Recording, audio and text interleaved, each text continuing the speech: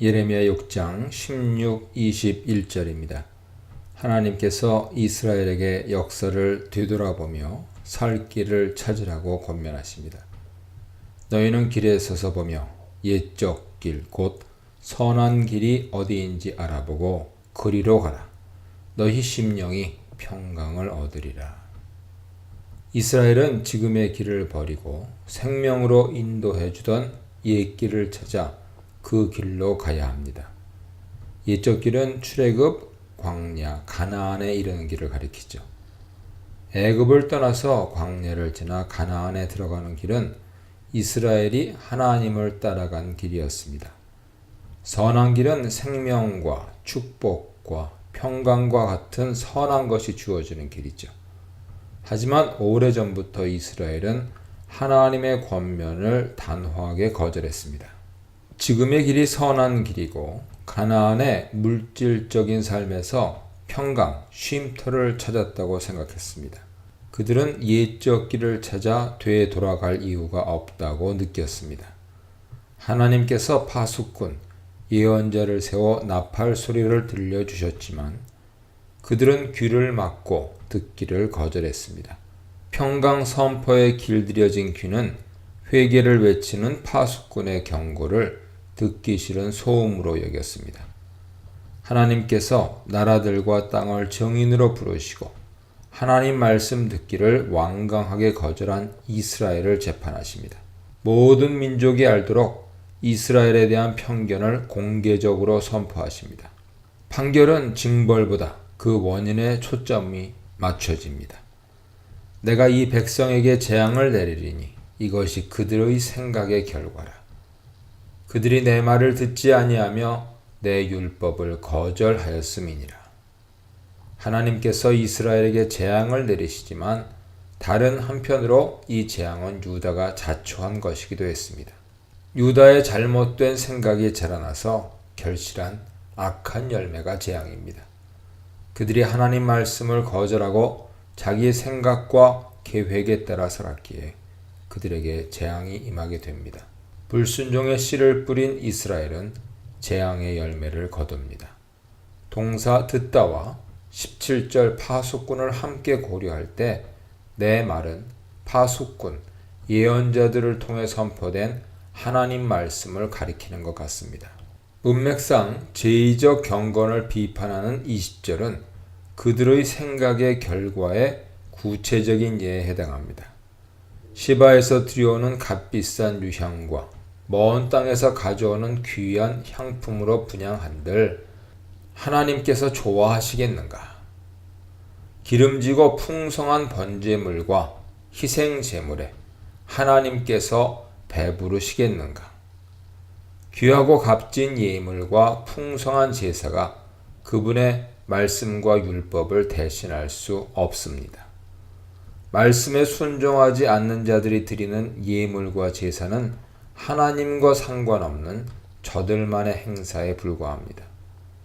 이스라엘의 제의적 경건은 그들 생각에 따른 것이지 하나님께서 원하시는 모습이 아닙니다.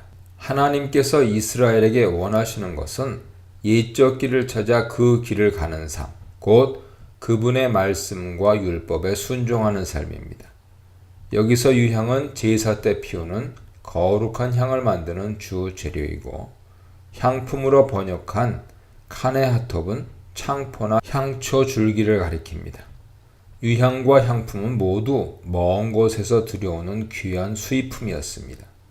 유향과 황금, 향료와 보석으로 유명했던 시바는 아마도 아라비아 남부에 있었던 것 같습니다. 옛적 길을 찾아 그 길로 걷기를 거절한 이스라엘에게 심판이 선포됩니다. 하나님께서는 길에다가 장애물을 놓아 이스라엘이 걸려 넘어지게 하십니다. 그들 생각의 결과라는 점에서 멸망은 이스라엘이 초래한 재앙입니다. 또한 하나님께서 장애물을 두어 걸려 넘어지게 하셨다는 점에서 멸망은 이스라엘의 불순종에 대한 그분 심판입니다. 하나님께서 놓으신 장애물이기에 넘어짐과 멸망의 예외는 없습니다. 아버지와 아들들, 지방과 이웃과 그의 친구, 공동체가 함께 넘어져 멸망합니다. 22, 26절입니다. 시온을 치려고 북방에서 한 민족이 내려오고 땅 끝에서부터 큰 나라가 일어납니다. 두려움과 놀람을 불러일으키는 강한 민족이 시온을 향해 원정을 떠납니다. 이들은 활과 단창으로 무장한 잔인하고 무자비한 자들입니다.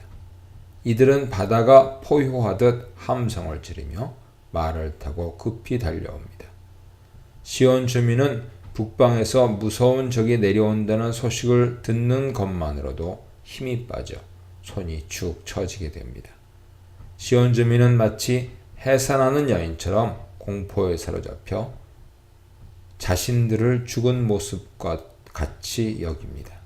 유다 백성은 적을 보기도 전에 겁에 질려 용기를 잃고 절망합니다. 시온 주변이 언제 적군의 수중에 떨어질지 모르기에 목숨을 잃지 않으려면 숨어 있어야 합니다. 원수의 칼이 높이 들려 사방에 두려움 뿐이기에 밭으로 나가거나 길을 떠나서는 안 됩니다. 파괴자가 갑자기 덮쳐올 것입니다. 시온은 이미 죽은 목숨이기에 죽음을 애도하는 것 외에 다른 길이 없습니다. 굵은 배를 두르고 재에서 구르며 독자를 이름같이 슬퍼하며 통곡할 뿐입니다. 이는 많은 사람이 죽임을 당하고 애곡하는 의식이 행해질 것임을 암시하죠. 시온의 통곡은 집안을 이어갈 외아들을 잃고 울부짖는 여인의 통곡처럼 처참할 것입니다. 27절로 30절입니다. 하나님께서 예언자에게 유다 백성의 영적 상태를 조사하는 임무를 맡기십니다.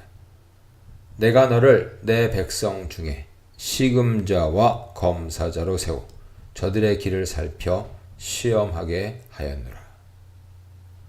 시금자는 광석에서 뽑아낸 금속의 순도를 조사하는 사람입니다.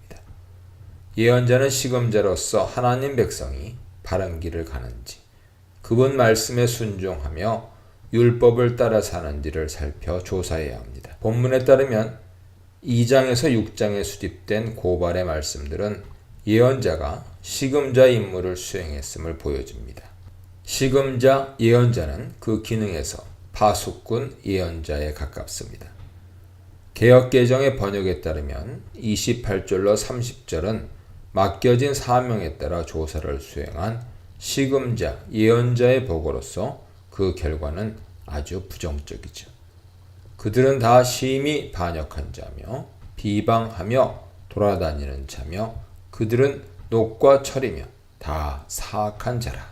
하나님께서 내 백성이라 부르는 자들이 모두 고집센 반역자, 헐뜯고 돌아다니는 자, 멸망을 가져오는 부패한 자였습니다. 전반절과 후반절에 한 번씩 사용된 그들은 다라는 어구는 유다 백성 전체가 타락했음을 강조하죠. 완고함과 공격성을 상징하는 녹과 철은 유다 백성과 예레미야를 대비시켜 줍니다. 1장 18절에 따르면 하나님은 예레미야를 그 온 땅과 유다 왕들과 그 지도자들과 그 제사장들과 그 땅 백성 앞에 견고한 성읍, 쇠기둥, 노성벽이 되게 하십니다. 그러나 하나님 백성은 자신들을 녹과 철로 만들어 하나님과 그의 예언자에게 완강하게 대듭니다. 예언자의 사역은 실패한 재련 과정에 비교됩니다.